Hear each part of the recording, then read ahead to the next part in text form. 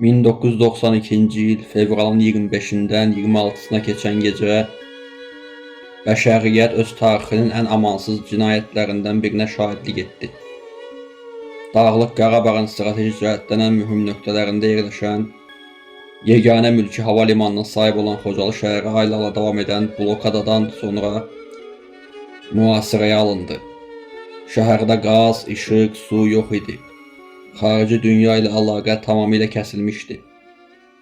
O qanlı qış gecəsində erməni silahlı birləşmələri Sovet ordusunun Xankəndidə yerləşən 366-cı motoatıcı alayının ağır hərbi texnikası və canlı qüvvəsinin birbaşa iştirakı ilə şəhərə 4 tərəfdən hücum etdi. Xocalıda törədilən vəhşiliklər sadəcə bir hərbi əməliyyat deyil, bir etnosun tamamilə məhv edilməsinə yönəlmiş planlı bir soyqırım aktı idi. Rəsmi rəqəmlərə görə o gecə 613 nəfər dinc sakin amansızlıqla qətlə yetirildi. Onlardan 106-sı qadın, 63-ü uşaq, 70-i isə yaşlı insanlar idi. 8 ailə tamamilə məhv edildi. 25 uşaq hər iki valideynini, 130 uşaq isə valideynlərindən birini itirdi. 487 nəfər ağır yaralandı. 1275 nəfər isə əsir və girov götürüldü. Girov götürülənlərdən 150 nəfərin, o cümlədən 68 qadın və 26 uşağın taliyi bugün də naməlum olaraq qalır. Lakin bu faciəni sadəcə rəqəmlərlə ifadə etmək qeyri-mümkündür. O gecə törədilən vəhşiliklərin forması insan ağlının sərhədlərini aşırdı. Fransız jurnalisti Jean-Liv Yunet, Rus insan hüquqları müdafiəçisi Memorial təşkilatının nümayəndələri və Azərbaycanlı reportyor Çingiz Mustafayevin lentə aldığı kadrlar erməni faşizminin real üzünü dünyaya göstərdi. İnsanlar diri-diri yandırılır, hamilə qadınların qarınları süngü ilə yırtılır, körpələrin başları kəsilir, gözləri çıxarılır və meyitlərin üzərində ağlasırma təhqir edici hərəkətlər edilirdi. Donmuş meşələrdə Ağdam istiqamətində qaçmağa çalışan yalın ayaqlı, ac susuz qadınlar və uşaqlar puskuya salınaraq pulemyotlardan ateşə tutulurdu. Ermənistanın keçmiş prezidenti Serj Sargsyanın sonradan İngilis jurnalisti Thomas Devala verdiyi müsahibədə dediyi bu sözlər soyqırımın etirafı idi.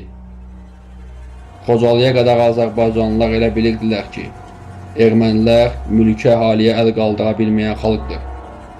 Biz bu stereotipi sındırdıq. Xocalı faciəsində və ondan sonraki işğal prosesində Rusiyanın və süqut etməkdə olan SSR-nin Ermənistana verdiyi hərbi və siyasi dəstək həlledici rol oynadı. Xocalıya hücum edən erməni dəstələrinin önündə gedən hərbi qüvvə Rusiyanın 366-cı motoatıcı alayı idi. Bu alayın zabit heyətinin əksəriyyəti ermənilərdən ibarət olsa da, əmr və texnika birbaşa Rusiya hərbi komandanlığına tabe idi. Rusiya niyə Ermənistanı bu dərəcədə dəstəkləyirdi? Bunun bir neçə fundamental geosiyasi səbəbi var idi. Ən əsas səbəb Azərbaycanın müstəqillik, azadlıq istəyi və Kremlin təsir dairəsindən çıxmaq cəhdləri idi.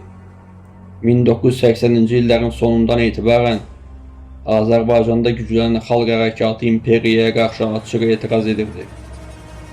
Azərbaycan öz neftinə, öz sərvətlərinə sahib olmaq, müstəqil xarici siyasət yürütmək və ən əsası Türkiyə ilə yaxınlaşmaq xətti götürmüşdür. Moskva yaxşı anlayırdı ki, Azərbaycanın itirilməsi onun Cənubi Qafqazdakı hegemonluğunun tamamilə sarsılması deməkdir.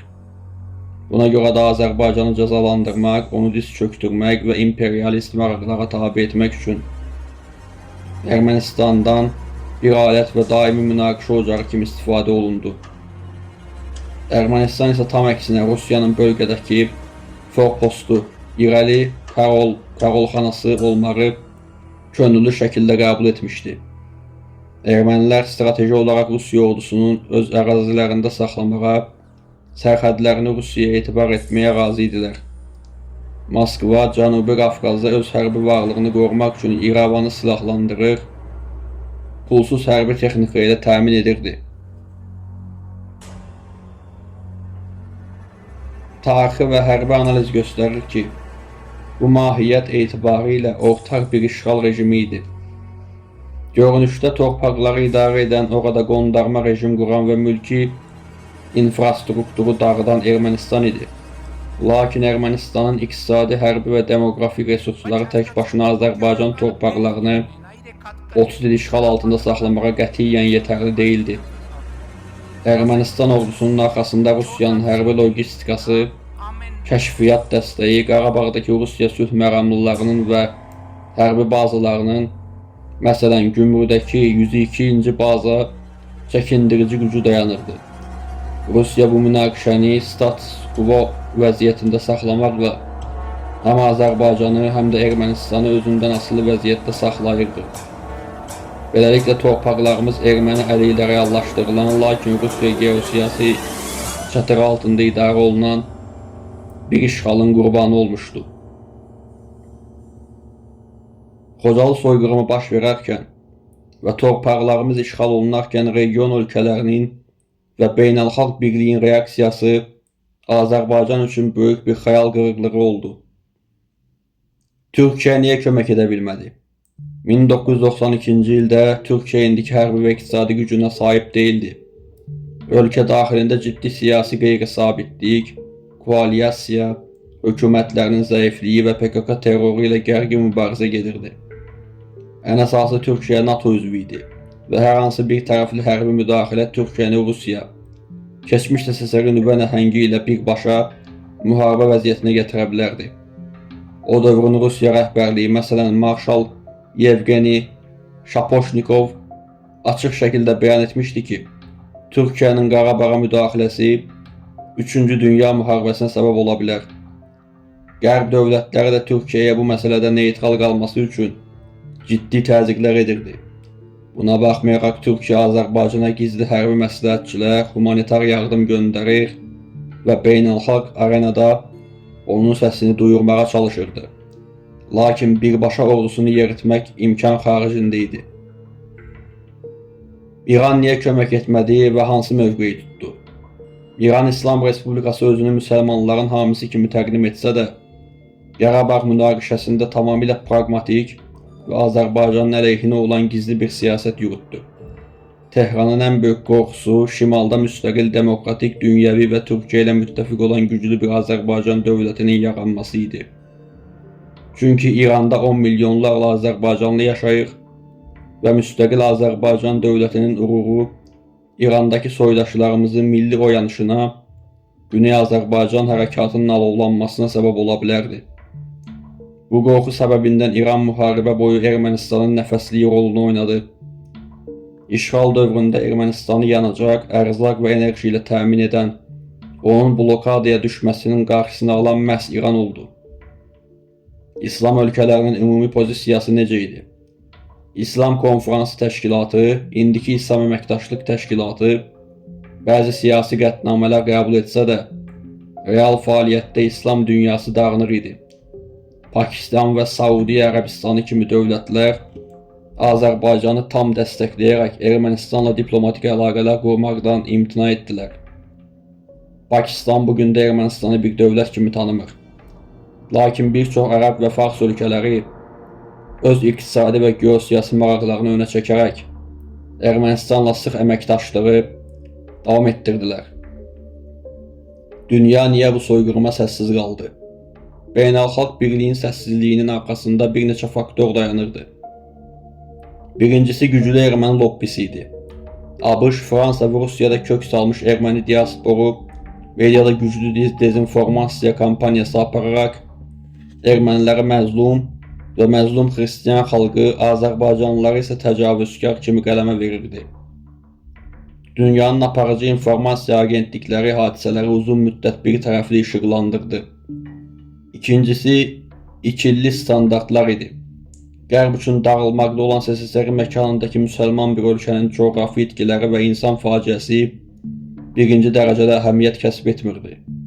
BMT Təhlükəsizlik Şurasının işğalla bağlı qəbul etdiyi 4 qətnamə 822, 853, 874, 884 isə 30 il boyunca sadəcə kağız üzərində qaldı və icra mexanizmi işə salınmadı. Azərbaycan xalqı bu ədalətsizliyə, səssizliyə və 30 illik işğala dözmədi.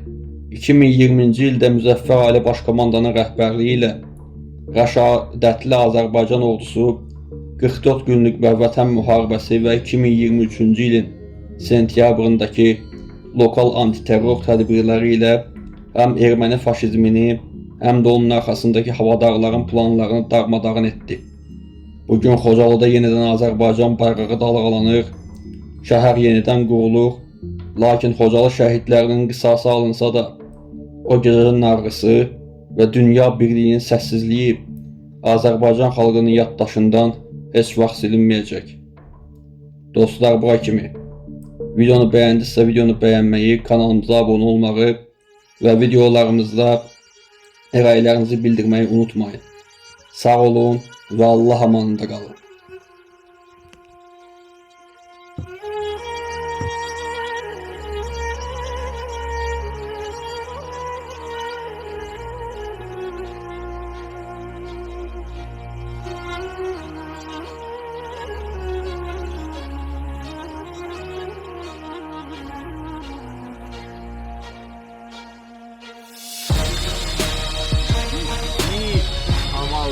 Ağzıyla yaşamış günler ərzində torpaqlara qayıda, Ermənistan ordusunu məhv